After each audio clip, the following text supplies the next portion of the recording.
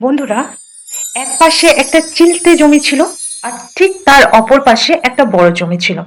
প্রথম জমিটিতে এক অদ্ভুত রকমের গাছ জন্মালো। সে ছিল ভীষণ অহংকারী এবং হিংসুটে।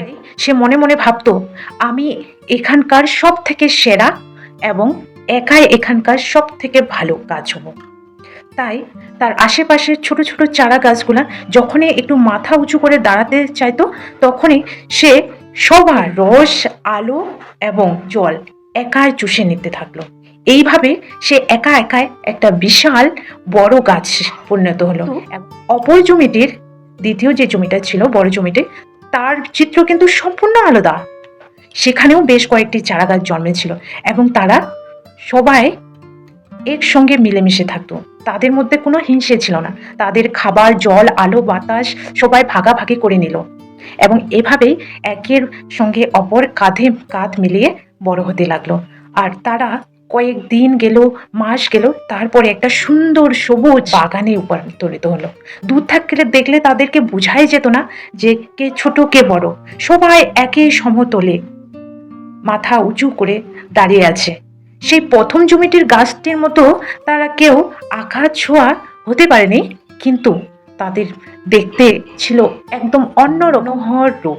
একদিন প্রকৃতির নিয়ম বদলে গেল। আজ রাতে প্রবল বৃষ্টিপাত শুরু হলো। আকাশ ভাঙ্গা ঝড়ের সৃষ্টি হলো। চারিদিকের আবহাওয়া একবারে অন্ধকার। অন্ধকার সব কিছুকে যেন গ্রাস করতে চাইছে। চারিদিকের গাছপালা হুড়মুড় করে ভাঙতে শুরু করলো। চারিদিকে এক ভয়ানক দৃশ্য।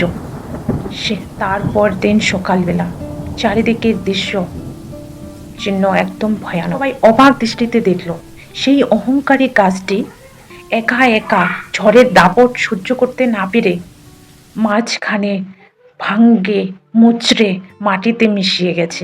তার এতদিনের অহংকার সব ধুলোয় মিশে গেছে।